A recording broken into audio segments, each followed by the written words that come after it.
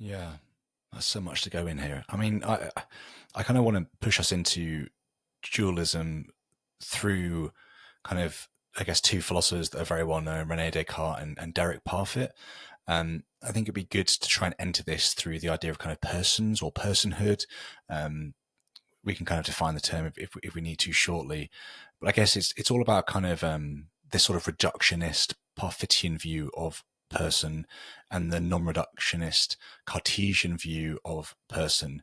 So using these two to kind of build in this sort of Hmm. kind of battle, I guess, then we can kind of jump into sort of dualism and distinguish that space as well.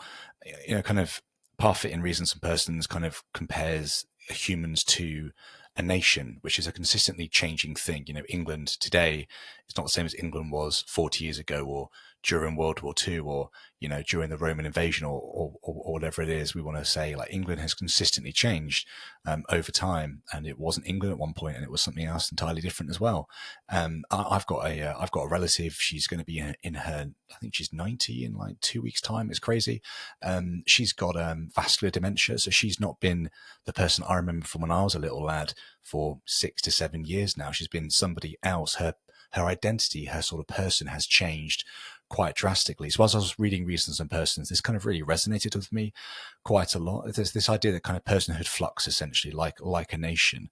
So I guess the question I would like to kind of get around is this sort of psychological continuity, and whether that needs to be what is true in order for something like substance dualism to win out, or the Cartesian view to win out over a sort of kind of reductionist sort of Parfitian view. So the question really is, kind of, given the ever-changing nature of personhood, do you think Parfit was right to try and build a framework on this sort of evidential ground that sort of individuals change much like nations change? He uses examples like the teletransporter to bolster his sort of reductionist viewpoints. I'd love to get your take on that entire space. Absolutely, yeah. It's something that interests me a great deal. Um, One thing that I think hampers discussions about the metaphysics of mind, or the metaphysics of human persons, is people lump together logically independent views. And I've ended up writing a whole load of stuff about what it means for something to be a substance, kind of as a result of this, trying to get clear. So when I say I think you can't actually coherently be a property dualist, you have to be a substance dualist. What I mean is, it's not going to be enough to posit some non-physical properties that somehow belong to the body or brain or nervous system. One is going to have to posit something that is separable from the body, that has its own independent existence. And in the more technical parts of the book, I go into detail about why I think that is. Now, the separability of the non-physical entity is entirely neutral on the question of whether, in the case of an individual person, their mind persists over time in a way that is more fundamental than the mere chains of causation and similarity that exist when, for example, a nation persists over time. So I actually think you could be a substance dualist in the sense that you think that there's a material and an immaterial entity involved in a human being, but you could still consistently be a Parfitian about the persistence of human persons. I mean, for viewers who aren't familiar with the problem of personal identity, so I said I think there are lots of reasons not to be a physicalist. One is the problem of consciousness. Parfit is known most of all for his work on the problem of personal identity over time. The question there is not how come this physical organism has a conscious mind? Why is there something it's like to be me? The problem there is my physical body changes constantly. Supposedly every 7 years, all of the atoms in it are replaced, the cells are replaced too. Likewise, whether or not it's physical, my mind changes constantly, not just in the sense of me changing my opinions, but my thoughts and experiences are constantly changing. And we know in certain cases, like the very sad case of the person you mentioned, that the people can undergo severe deterioration of things like memory. And so there's a question, well, in light of that, what makes me the same person now as I was 20 years ago, when the physical stuff is all different, the mental stuff is very different too. Now, Descartes doesn't really talk about that. People often refer to him in this context, but it's not a preoccupation of his. However, it just does so happen that if you think there is such a thing as an immaterial mind or soul, it is open to you to say that simple non-composite entity to which the changing mental properties belong might just persist in and of itself in the way that we might imagine a simple particle persisting, right? We don't think the body can do that because its parts are constantly undergoing change. There's a constant turnover of parts.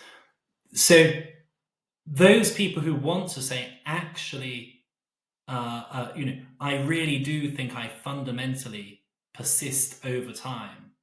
My existence, the fact that it's me now, does not only consist in the fact that this person now is causally related to that teenager 20 years ago and bears certain similarities to them. But no, it's really still me looking out. I had those experiences and performed those actions then.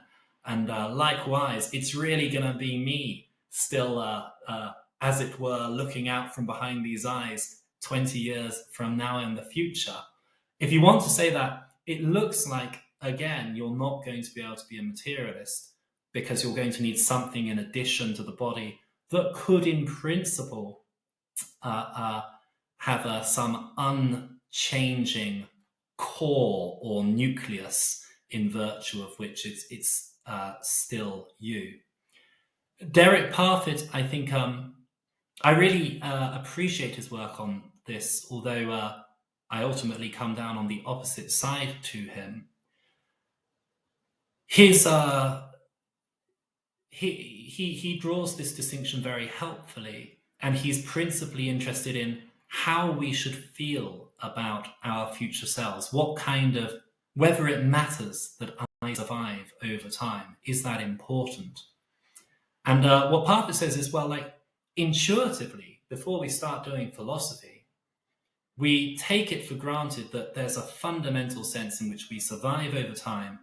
So it really does matter to me, at least self-interestedly, whether it is me who will undergo, say, some ghastly experience of torture tomorrow, or whether it is just someone who stands in a certain causal relation to me and has certain psychological traits. Parfit thinks intuitively that's how we think of ourselves, and on his view, that does require something that looks like an immaterial mind or soul. On the other hand, Parfit is aware that since the 17th century, certain thinkers, starting with Locke, have argued that no, there is no more fundamental sense in which we survive over time than the fact that this psychophysical complex that exists now will, in a particular way, cause there to exist tomorrow a rather similar entity. And there's just nothing more to that entity's being me than it's something like it uniquely standing in that relation of causation and similarity to me. And Parfit says, if you accept that view, you're going to have to accept that actually surviving doesn't matter. You actually shouldn't care about whether you survive into the future or not, because this sense of survival, it's only survival in a very superficial sense.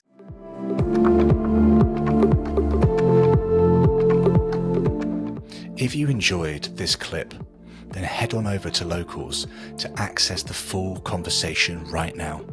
Supporters can access the video version, and everyone can access the audio-only version of the conversation. I'll see you over there.